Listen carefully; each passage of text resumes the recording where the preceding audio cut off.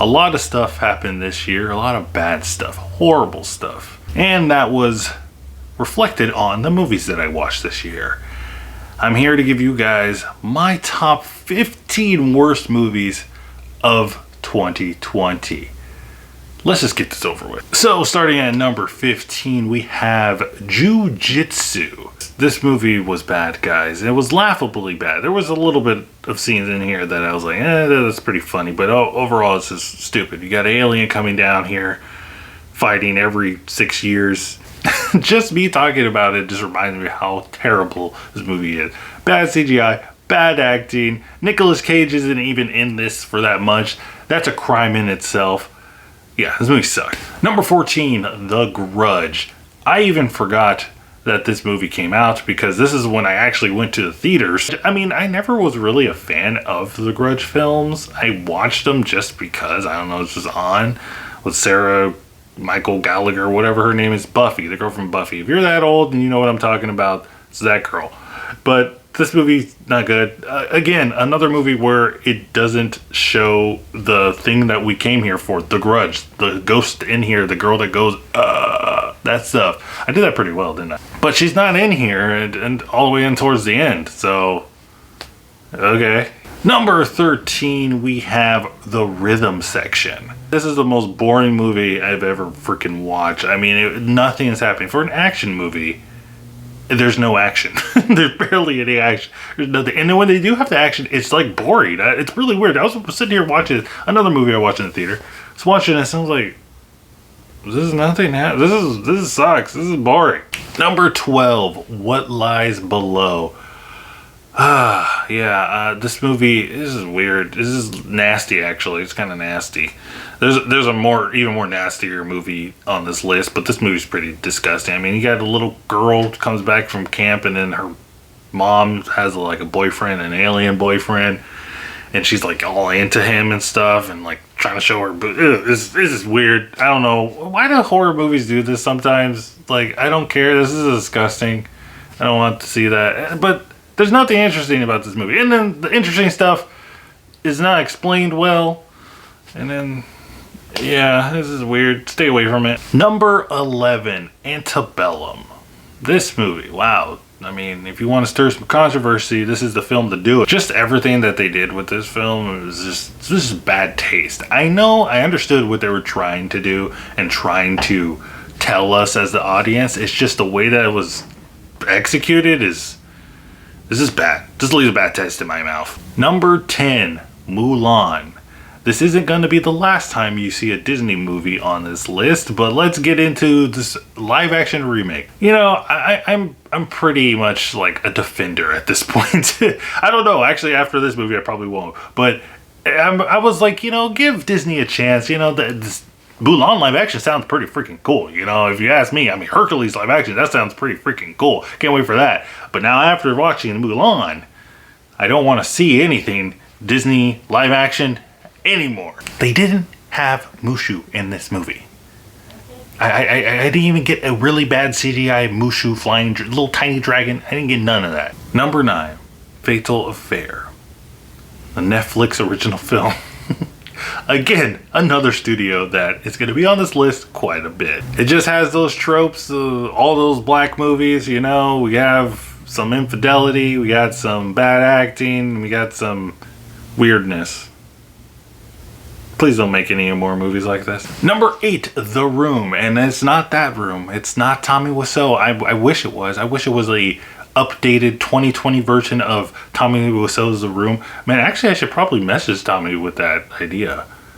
Yeah. But no, this film is about a couple that find a room in their new house that can grant them any other wish. It's pretty much Wonder Woman 1984. And they wish for, you know, typical thing, money, booze, all that stuff. But then there's one wish that they make. Oh man, I don't even want to think about it anymore. It's bad. Moving on. Number 7, Doolittle. Robert Downey Jr. talks to a dragon that farts on his face. That's all you need to know. This movie, man. I saw this movie in the theaters as well. All these movies that I saw before the pandemic happened were shit. Like, they're really bad. I only saw like 2 good movies that whole time I was able to go see the movie theater. This is post Endgame, so this is the Robert Downey Jr. we are gonna have to be stuck with now. Just weird accent, talking to animals, and getting farted on by dragons. Number 6, Artemis Fowl.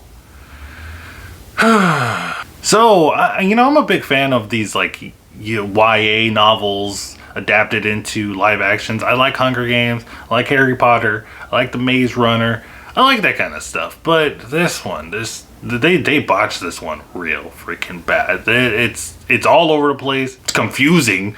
Don't know what's happening. CGI is really bad. And again, just like Doolittle, for some reason this movie's obsessed with farts. So that's in here too. Number 5, the most terrifying movie known to man, Pets United. So the CGI in this film is probably the most terrifying CGI I've ever freaking seen. If anything, I will remember this movie to the day I die because it burned something into my soul that I'll never forget. Number 4, Operation Christmas Drop. I had to put a Christmas movie in here. Another Netflix original film. Netflix is on a roll this year. I mean, they may get away with it this year and get nominated for a whole bunch of Academy Awards, but I will remember the crap. All the crap. If you didn't know already, I love Christmas and I love Christmas movies. It's an art to make a good Christmas film, and when they're good, oh boy are they good, but when they're bad, oh boy are they bad. And this movie is probably one of the worst ones I've seen. Number 3, stop me if you heard this one before, another Netflix original film, Dangerous Lies. At least this movie had some kind of funny elements in it, but it's just stupid. 2 freaking young people like inherit this house from this old guy, and then they steal some money and kill some people, and for why though?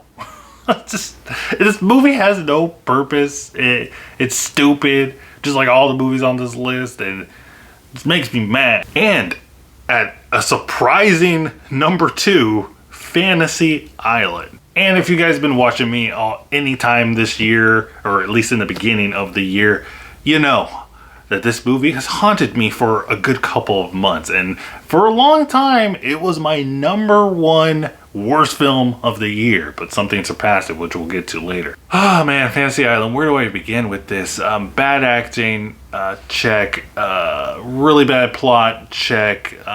Stupid, check. Annoying, check. Like, it's all the bad factors. And I think the thing that pisses me off the most about this movie is that you take a property that a lot of people know about. I mean, granted, I didn't really know about Fantasy Island. I know my mom really likes Fantasy Island. She grew up watching that stuff. So you got a fan base for this, and they always make these movies and they just grind them into the ground. Just stop doing this, Hollywood, okay? If you're not gonna have a good idea, just don't do it. And my number 1 worst film of 2020 is Death of Me. Now, like Fantasy Island, Maggie Q is stuck on an island again, and she is going through hallucinations and something's happening. I didn't really pay attention because it was so boring, so bad. And I think the reason why that I chose this for the worst film of 2020 is because, all the other films, they had something, at least one thing that I was like, okay, that's interesting, or kept me engaged throughout the whole film. This movie, from beginning to end, no interest at all. I was bored from the beginning to the end. Nothing happened that intrigued me at all. The acting is freaking horrible. Poor Maggie Q. She deserves so much better. Or now at this point, I've seen 2 movies this year with her in it, and they're both on my list. Top 2. And, I don't think I can, help her anymore because I think she's just bad now. But guys, that is my list of the worst movies of 2020. I could have put more on there, but I didn't want to stay here any longer. But guys, let me know what you think is the worst movies in the comments down below. I can't wait to see what made you sad this year, even more sad than all the other crap that's happened. But guys, don't forget to like, subscribe, do all that stuff, and also check out my Twitter so you can stay up to date with my channel. And remember guys, keep watching movies.